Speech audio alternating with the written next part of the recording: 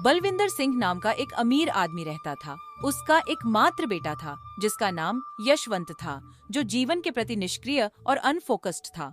उसे किसी भी चीज में कोई रुचि नहीं थी, इतना कि वह अपनी पढ़ाई पर भी ध्यान नहीं देता था। वह पूरे दिन अपने दोस्तों के साथ घूमता रहता था। फिर एक दिन, बेटा यशवंत, नहीं, अब अपनी पढ़ाई पर ध्यान दो। तुम बड़े हो रहे हो, हर समय अपने दोस्तों के साथ मत घूमो। तुम्हें अब पढ़ाई करनी है। हाँ पापा, मुझे पढ़ाई करने की क्या जरूरत है जब हम अमीर हैं? और क्या मुझे अब पढ़ाई करके कोई क्लेरिकल नौकरी करनी चाहिए? आप मुझ पर पढ़ाई करने के लिए जोर क्यों दे रहे हैं?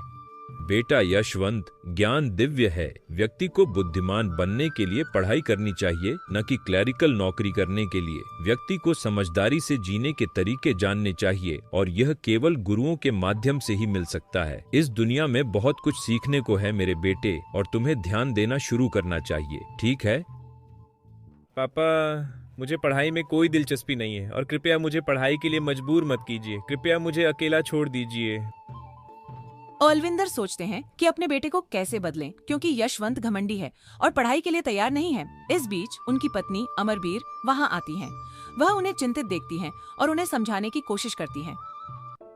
कृपया खुद को परेशान न करें। वह हमारा इकलौता बेटा है और हमने उसे बहुत लाड प्यार किया है। वह अभी भी बहुत छोटा है। समय के साथ सब ठीक हो जाएगा। ये सच है, हमने उसे लाड प्यार किया क्योंकि वह छोटा लड़का था, लेकिन अब वह नहीं है। अगर वह आलसी बना रहता है तो मुझे उसके भविष्य की चिंता है, और वह मेरी मंशा नहीं समझता। मैं उसके भविष्य के बारे में अनिश्चित हूँ।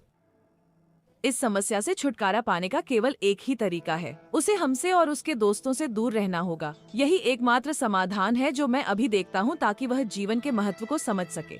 हे भगवान, हमारे इकलौते बच्चे को भेजना। क्या आप उसके बिना रह सकते हैं? उसके अच्छे भविष्य के लिए हमें यह कठिन निर्णय लेना चाहिए। अब तक हम उसे लाड प्यार कर रहे थे, लेकिन अब जब हम उसे बदलने के लिए कहते हैं तो वह हमें अपने दुश्मन के रूप में देखता है। इसलिए उसे दूर भेजना ही एकमात्र समाधान है। हमारा प्यार उसे बढ़ने में मदद करना चाहिए, और यह तभी होता है जब वह अच्छी तरह से पढ़ाई करे और हमसे दूर रहे। यही मैं सोचता हूँ। क्या आप इससे सहमत हैं? मुझे यह विचार पसंद है, लेकिन हमें ऐसा शिक्षक कहाँ मिलेगा जो उसके साथ धैर्य रख सके और उसे सही तरीके से सिखा सके? बिल्कुल, हमारे पास के गांव में सबसे कुशल शिक्षक आचार्य विष्णु शर्मा हैं। यहाँ तक कि मेरे भाई का बेटा सतबीर भी हमारे बेटे की तरह शरारती था, लेकिन अब उसके व्यवहार और दृष्टिकोण में बहुत बदलाव आया है। इसलिए हम अपने बेटे को भी उनके आश्रम में भेजेंगे। ठीक है, तुम अपने बेटे से बात करो और सौदा पक्का करो। मैं विष्णु शर्मा जी से बात करूंगा और यशवंत को कल ही आश्रम ले जाऊंगा। जरूर, मैं अपने भाई से बात करूंगा और जानकारी प्राप्त करूंगा। तुम तैयारियां शुरू करो। ठीक है, मैं करूंगा। अपने पति से दाखिले और यात्रा के बारे में बात करने के बाद अमरबीर अपने बेटे को यात्रा के लिए तैयार करने का तरीका सोचती है।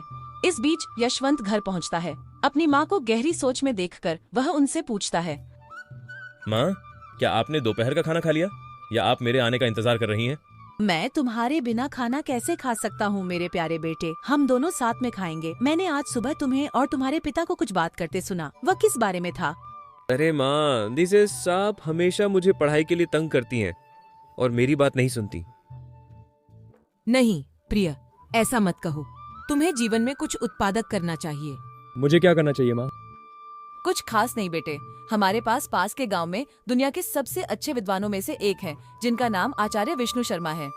तुम्हारे पिता चाहते हैं कि तुम वहां जाकर अपनी शिक्षा प्राप्त करो, और मैंने उनसे कहा कि तुम मेरी इच्छा को कभी नहीं ठुकराओगे, क्योंकि मुझे यकीन है कि तुम जाने के लिए तैयार हो। क्या मैं सही हूँ? मैं कैसे जाऊंगा माँ? आप जानती हैं कि मुझे पढ़ाई में बिल्कुल भी दिलचस्पी नहीं है। चिंता मत करो मेरे बेटे, तुम्हें वहाँ पढ़ाई करने की जरूरत नहीं है। बस अपने पिता के साथ जाओ और वहाँ का माहौल देखो, और अगर तुम्हें पसंद नहीं आता तो वापस आ जाओ। ठीक है माँ, मैं जाऊंगा क्योंकि यह आपकी इच्छा है, और पिताजी से दूर रहने के लिए। वह मुझे डांटते हैं और हमेशा पढ़ाई के लिए तंग करते हैं। मैं सिर्फ इसलिए जा रहा हूँ क्योंकि आप कह रही हैं, और अगर मुझे पसंद नहीं आया तो मैं बहुत जल्दी वापस आ जाऊंगा। यशवंत अपने पिता से बचने के लिए विष्णु शर्मा के आश्रम जाने का निर्णय लेता है। उसी के अनुसार बलविंदर गुरुजी विष्णु शर्मा को उनके आगमन के बारे में संदेश भेजते हैं। आचार्य वहाँ एक छोटे परिवार के साथ रहते थे, जिनमें उनकी पत्नी लक्ष्मी और एक छोटा बेटा आदित्य शामिल थे। लक्ष्मी, हम हमारे जमींदार श्री बलविंदर ला रहे हैं।